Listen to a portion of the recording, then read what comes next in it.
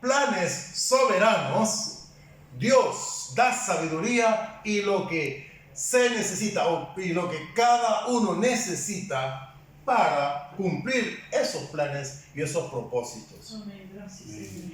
En este caso, cuando esta familia hebrea no pudo ocultar más al niño, Moisés, ya pasaron 3 meses, lloraba muy alto, era un niño saludable, no estaba enfermo, entonces ya no lo podían ocultar. Entonces idearon una forma para preservar la vida del niño. ¿Por qué? Porque ellos creían que ese niño era alguien especial y ellos no estaban dispuestos a permitir que ese niño, su hijo, muriera solo porque un faraón perverso quería matar a los niños varones. Nada de eso. Entonces idearon el plan que yo le llamo el plan de la arquilla. Arquilla. ¿A quién se le ocurre? ¿Cómo vas a salvar a un bebé, a un niño con una arquilla? Bueno, pero ellos lo hicieron. Y vamos a ver algunos detalles bien puntuales y poderosos al respecto. Lo que a nosotros nos atañe es cuál fue el papel de los padres en todo esto. Moisés a esa edad no podía defenderse. Pero Dios en su plan original pensó usar a sus padres y en este caso a su familia, porque incluyó también a su hermana, para preservar la vida de Moisés, a quien Dios en sus planes eternos ya tenía preparado, designado para la liberación de Israel de Egipto. Amén. Ahora, cuando nosotros hayamos hecho todo lo que esté a nuestro alcance, entonces Dios actuará de forma milagrosa y soberana para cumplir sus propósitos y sus planes. Aquí tenemos, y como dije, vamos a ver algunos detalles, pero muy, muy poderosos. Quiero referirme al caso, abro un paréntesis, y quiero referirme al caso de la tsunamita. Posiblemente ustedes han escuchado, leído o de alguna manera han sido expuestos al mensaje de la tsunamita. Yo no voy a resumir eso ahora, solo lo menciono. Pero impresionantemente allá en el segundo libro de Reyes, el capítulo 8, los versículos del 1 al 6, ¿qué notamos? Esta mujer era temerosa de Dios. Había escuchado al profeta. El profeta le dijo: mira, ¿sabes qué? Viene juicio, viene hambre sobre la tierra, en este caso la tierra de Israel. Viene hambre, así que tú busca a ver dónde. Y ella fue a la tierra de los filisteos, imagínense sus enemigos. Pero hasta que pasaran esos 7 años de juicio, esos 7 años de hambre en Israel. Regresa a ella y se habían apropiado de sus tierras, de todos, de sus propiedades y de todo. Y ella pues fue al rey: bueno, voy a pedir que me las devuelva. Tenía fe, porque imagínense, ya habían pasado 7 años. ¿Y por qué menciono esto? Porque Dios siempre lleva adelante su plan de forma muy puntual. A él no se le olvidó lo de Moisés, a él no se le olvidó de los planes que tenía para usar a Moisés en la liberación de Israel. Y tampoco se le olvidó aquí lo que estaba por realizar con esta mujer, esta tsunamita. Y así el siervo del profeta estaba, por alguna razón de esas que Dios provee, me va siguiendo, de alguna de esas razones, Dios se encarga de ir colocando en el tiempo y en el lugar las personas que quiere usar él para desarrollar su plan. Y ahí estaba Giesi hablando con el rey de Israel. Yo me pregunto, un sirviente del profeta, ¿cómo podía estar hablando con el rey? Pero estaba hablando, ahí ya le di la cita, puede leerlo en casa. Segundo de Reyes, capítulo 8, del 1 al 6. Pues está hablando con el rey y el rey le pregunta: oye, ¿sabes, Giesi? Cuéntame más acerca de las obras del profeta, de cómo lo ha usado Dios. Yo quiero que me cuentes, yo quiero que me digas de qué manera milagrosa lo ha usado el Señor. Y Giesi empezó a hablar. Pero en el contexto en esos versículos, cuando Giesi estaba hablando, llega, usted dirá, qué casualidad, Pero no hay casualidad en el camino del Señor. En los planes del Señor no existe la casualidad. Todo lo contrario, la puntualidad sí. Dios es muy puntual, nunca, jamás llega tarde. Dios siempre es puntual. Y preste usted pareciera que era una casualidad, pero no lo es. Esta mujer venía para pedir que le devolvieran las tierras. Y ese está hablando con el rey. El rey le dice, cuéntame más acerca del profeta y de cómo lo usa Dios. Y él empieza a contar y le muestra, le da algunas informaciones. Pero en eso aparece la señora. Cualquiera diría, qué casualidad. Esa señora viene a buscar sus tierras y que el rey le haga justicia. Pero Dios ya lo tenía todo preparado. Cuando Giesi la mira, dice, rey, mira, esa es la mujer. Tú me hablaste, tú querías saber de los milagros que Dios hizo a través del profeta. En este caso, la resurrección de un muerto. Y esa es la mujer y ese es el niño. Ese es el hijo que estuvo muerto y fue resucitado. No sé si usted me va siguiendo, pero esto es impresionante. Yo pienso que el rey se estremeció. Pero si aquí ya tengo la prueba de que es cierto. Entonces ella habló y el rey le concedió su petición. Dijo, mire, ¿sabe?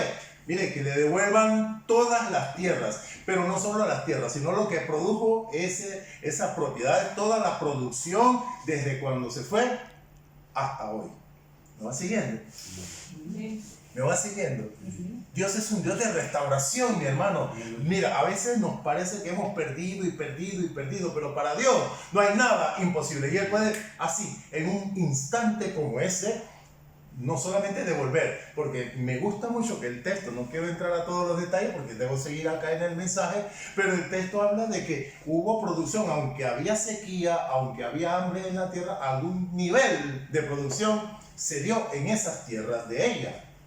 Y el rey fue muy sabio y dijo, ¿sabes qué? Le van a devolver no solo las tierras, no solamente la casa, las propiedades, sino que lo que haya producido en esos 7 años también se lo van a dar a ella. Y sabes que en esta mañana Dios también está pensando en hacer algo contigo de la misma forma, de devolverte, no sé qué, la verdad no sé, lo voy a inventar, pero Dios quiere que entiendas y yo también que entendamos todos de que es un Dios de restauración.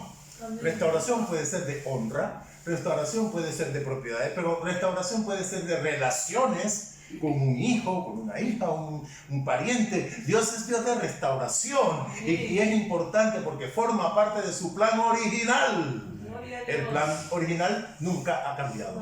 Él lo va llevando punto por punto, lo va llevando adelante. Ahora, volvamos a Moisés y a su familia. Esto solo lo puse para que veamos cómo es Dios de fiel, para cumplir sus planes y sus propósitos. Ahora, todos nosotros como familia, y en el caso de ellos, toda esa familia de los padres de Moisés, toda esa familia tuvieron que trabajar. ¿Para qué? Vamos a verlo puntualmente. Primero, esa arquilla no apareció así. Esa arquilla hubo que hacerla, hubo que prepararla. Pero, ¿sabe qué? En primer lugar, el proceso de la preparación requirió, ¿qué cosa? Discreción. ¿Lo va siguiendo? ¿Por qué? ¿Por qué discreción? Porque si ellos empiezan a hacer, no sé si aquí conocen el término alaraca, hacer bulla y a anunciar y hablar, entonces los soldados de Faraón, oye, ¿y por qué tanto? ¿Por qué quieren hacer una arquilla? ¿Y qué es lo que quieren? Y ya empiezan a investigar y podían dar con el niño. Había que ser discretos, saber moverse, buscar los juncos, buscar lo que se necesita para hacer esa arquilla, pero discretamente, con sabiduría. Por otro lado, y vuelvo aquí, es como una redundancia, pero el segundo aspecto clave aquí, hablando de la familia, no solamente necesitaban discreción, sino también sabiduría, es decir, cómo aplicar, cómo hacer que funcione el plan de Dios, se vaya realizando el plan de Dios en medio de tanta oposición. Y fíjense, por ejemplo, ¿sabiduría para qué? Bueno, para conseguir los materiales y mantener la discreción. Imagínense. Nadie tiene que saber que yo estoy buscando materiales para la arquilla. Nadie tiene que saber que yo estoy buscando brea. Nadie tiene que saber que yo estoy investigando cómo se calafatea, o sea, cómo se impermeabiliza. Nadie tiene que saber, pero yo voy a ser diligente, a usar de sabiduría para lograrlo, porque ya tenemos un plan, cómo salvar a mi niño, a este Moisés. Gloria a Dios. ¿Qué le parece? Luego, en tercer lugar, dentro de esa familia, o el accionar de esa familia, fíjense, en tercer lugar notaremos la prontitud. ¿Y qué es la prontitud? ¿Qué entendemos por prontitud? Accionar. Accionar rápido, ¿vale? Accionar en el momento que se necesita, no mañana. Si se necesita hoy, hay que actuar hoy y hacerlo con prontitud, ¿no? Entonces no podían perder más tiempo por razones obvias, ¿verdad? Ya el niño tenía 3 meses y si se seguían demorando iba a cumplir 4 meses, más grande, 5 meses, iba a estar más difícil ocultar. Había que actuar rápido. Ahora bien, nosotros hoy en día, hablando del pueblo de Dios, de la familia de Dios, nosotros hoy en día tenemos que trabajar como una familia, es decir, en unidad, para procurar la salvación de la mayor cantidad posible de habitantes de Coín y de todos sus alrededores. A quienes el faraón de este siglo, ya sabemos quién es, ni quiero mencionar su nombre, el faraón de este siglo o el faraón de este mundo quiere matar y quiere que se pierdan, quiere que se vayan al infierno. Pero a nosotros, como familia de Dios, nos toca lo mismo, discreción. ¿Y a qué me refiero? Bueno, ser prudentes. Tenemos que ser muy prudentes. ¿Y eso qué implica? Humildad. No creer que somos nosotros la salvación de Coín. No, nosotros no somos la salvación de Coín. Somos simples instrumentos en las manos del Señor. De manera que siempre, siempre, siempre la gloria sea para Dios. Mantenernos humildes y haciendo lo que toca, ¿verdad? Orando, compartiendo, evangelizando, pero para la gloria de Dios. También necesitamos, al igual que la familia de Moisés, sabiduría. Ahora usted dirá, ¿pero cómo? ¿Por qué tengo que usar de sabiduría? Hombre, lo mismo. Tenemos que aplicar los principios bíblicos. ¿Qué me dice la palabra? ¿Qué es lo que yo entiendo y puedo captar para mí en la palabra de Dios para aplicarlo en la comunidad o en los alrededores de Coín o también en mi casa, en mi familia? Yo tengo la obligación, nosotros tenemos la obligación de ser sabios. Porque hay mucho en juego. No solamente la salvación de las almas, sino el nombre y el prestigio de nuestro Dios. ¿Me estoy explicando? Aquí está en juego que no es solo la salvación en sí, porque eso es la primera parte. Dios, claro que se alegra, y ya lo vimos en Juan 3:16. Porque de tal manera amó Dios al mundo, que ha dado su Hijo unigénito, para que todo aquel que en él cree no se pierda, mas tenga vida eterna. Pero mientras esa vida eterna viene en camino, hay un cumplimiento del plan de Dios con esas almas que Él quiere salvar. No es que las quiere salvar y ya, y no van a hacer más nada. No, las quiere salvar para que sean parte activa, para que sean discípulos, discipuladores, que actúen de manera de multiplicación y el nombre del Señor al final siempre sea glorificado. A eso nos está llamando el Señor. No nos está llamando bueno, solo vengan y sean salvos y ya, y siéntese ahí, no haga más nada y ya. No. Nos está llamando, al igual que preparó a Moisés para la salvación de mucha gente. Moisés fue usado para liberar al pueblo de Israel de Egipto. Se calcula que más o menos 3 millones de personas en total. Nosotros no sabemos qué quiere hacer Dios con cada uno de nosotros. Quiere usarnos para salvación y liberación, pero luego discipular a parientes, amigos, compañeros, colegas. Dios nos quiere usar a nosotros para ese gran factor de multiplicación para la gloria de su nombre. Entonces tenemos que ser sabios. Tenemos que usar de sabiduría. Amén. Saber aplicar los principios bíblicos. ¿Qué me dice la palabra del Señor? ¿Qué es lo que me enseña este sagrado libro? ¿Qué me enseña a mí? en cuanto a poder discipular a alguien y mostrarle el modelo para que él pueda seguirlo. Y en tercer lugar, también se relaciona con la familia de Moisés. ¿Qué tenemos acá? Nosotros debemos actuar con prontitud. ¿Puedes decir conmigo? Prontitud. Prontitud. Rapidez.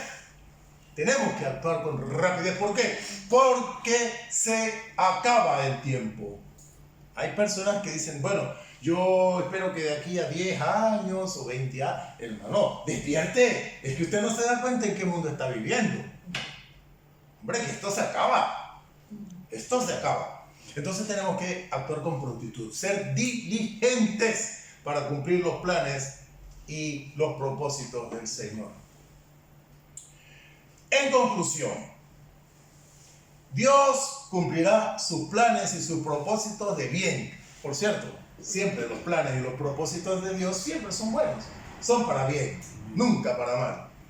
Él los va a cumplir en y con nosotros, en nuestra familia, en la iglesia, en la ciudad de Coín, en Málaga, en Andalucía, en España. Amén, amén. Y hasta lo último de la tierra. Aleluya, amén. De eso estamos hablando. No es cosa chiquita. Quizá alguna familia de los egipcios pensó, bueno, esta gente aquí, estos hebreos, estos israelitas, ya el faraón básicamente está pidiendo que los exterminen. Pero nada, Dios tenía sus planes originales y los mantiene. Así también con usted y conmigo. Él nos quiere usar para cosas grandes, tremendas. Solo nos basta a nosotros creer, mantener la fe y accionar como accionó esa familia.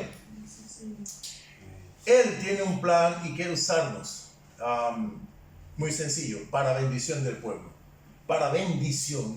Él no quiere usarnos para maldición de Coín ni de nuestra familia. No, no, no. Él quiere usarnos para bendición, para enseñanza, para ejemplo, para que haya más gente dándole gloria y gracias a Dios.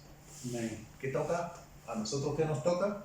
Bueno, con ser un pueblo de gente de Dios comprometida.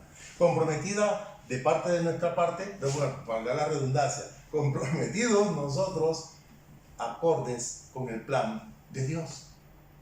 Es un plan en el cual Él hará milagros y hará portentos. Y escuchen, por aquí cierro. Él hará portentos, porque la familia hizo su parte. ¿Se acuerdan?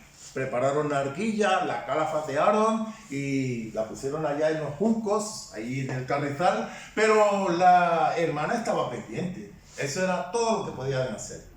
Dios hizo el milagro de que la hija del faraón en ese preciso instante bajase al río y viese la arquilla, y la conexión allí de tiempo y lugar fue efectiva. Parecido a lo de la tsunamita. Giesi contándole al rey y allá aparece la tsunamita y ahí está. Entonces hoy a nosotros nos toca actuar, hacer la parte nuestra. Los milagros los hace Dios. Repito, los milagros los hace Dios. Él es el que abre las puertas, Él es el que pone en el corazón de las personas esta u otra acción. Es Él es el que se encarga de los milagros. A nosotros nos toca ser fieles, tener la fe puesta en nuestro Señor, en nuestro Salvador, pero actuar, como ya dijimos, con sabiduría, actuar rápido, actuar de manera diligente para la gloria del Señor. Y yo cierro diciendo que tenemos una gran expectativa en cuanto a lo que Dios hará y está haciendo, pero luego hará más grande, de una forma más amplia, en Coín y en sus alrededores. Noten que yo estoy enfatizando, no es solamente Coín, yo voy más allá. Hay otras comunidades más o menos cercanas, relativamente cercanas, que también deben ser impactadas por el poder del Evangelio, que también tienen que ser impactadas para no solamente salvación, sino para que haya más discípulos del Señor allí y que a su vez produzcan más discípulos para la gloria del Señor. Aleluya. Oramos. Padre,